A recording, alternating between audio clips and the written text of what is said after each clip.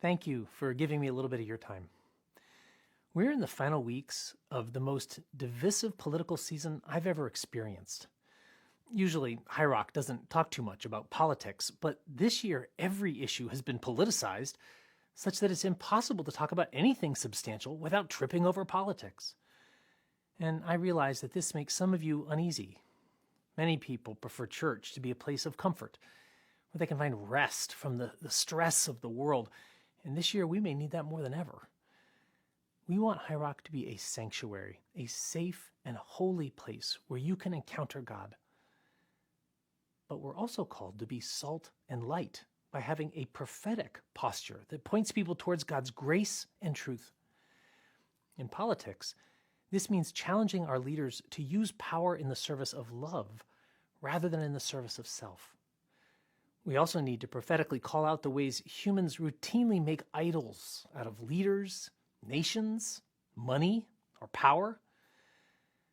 On Sundays this fall, we've been learning from Jonah's failure to love, or perhaps the failure of loving the wrong things.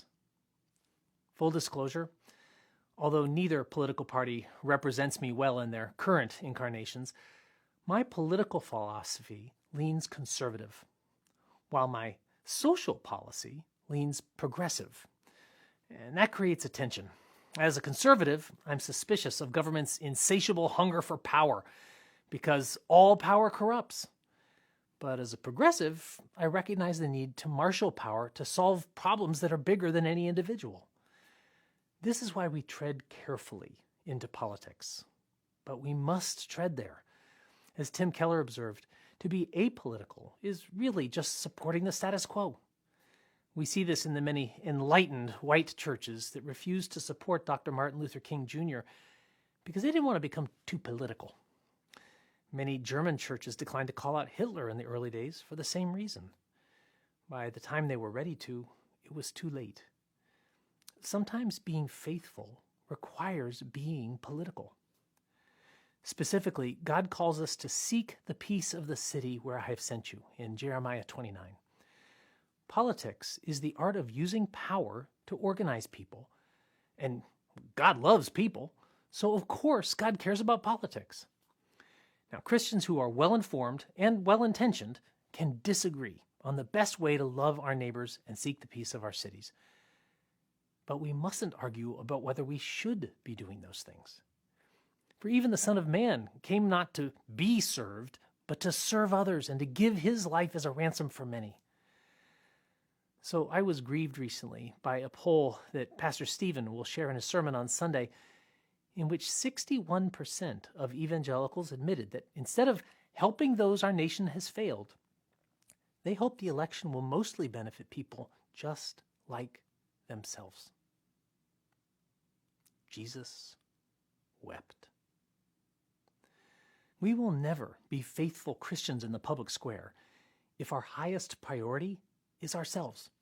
If I'm only voting for what will put the most money in my pocket or ask the least of me, but don't ask broader questions about justice, loving my neighbor, or caring for the weak, then we're not serving Jesus. We're serving mammon. We're not seeking the peace of the city. We're just trying to get a bigger piece for ourselves. Our example is Jesus, who simultaneously challenged those in power and cared for those in pain. That is how we seek the peace of our cities and our neighborhoods and our nation. So the church is not to endorse any political party or political leader, but to prophetically represent God by tirelessly advocating for justice, peace, truth, mercy, and protecting the vulnerable.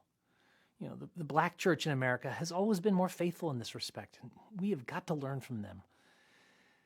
Whenever we consort too closely with any party, we lose our prophetic role, often trading it for a share of their power.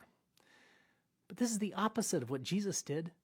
Jesus had all the power in the universe and chose to give it up for something even more powerful: sacrificial love. Following Jesus means doing the same thing. Now, I know that neither presidential candidate is ideal, But while one candidate is appealing to Christians by promising to give us more power and helping us win, this can't be our goal if we're truly following Jesus. We follow Jesus by choosing to lose so that others can win. One of the most accessible articulations I've seen recently of a Christian approach to politics is Andy Stanley's sermon that I'm going to link to below this video. Friends, please vote this year.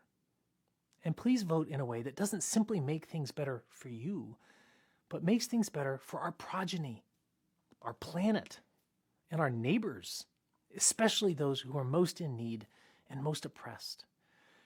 Jesus is not on the ballot this year. He never has been. But truth and love may be. Vote for them.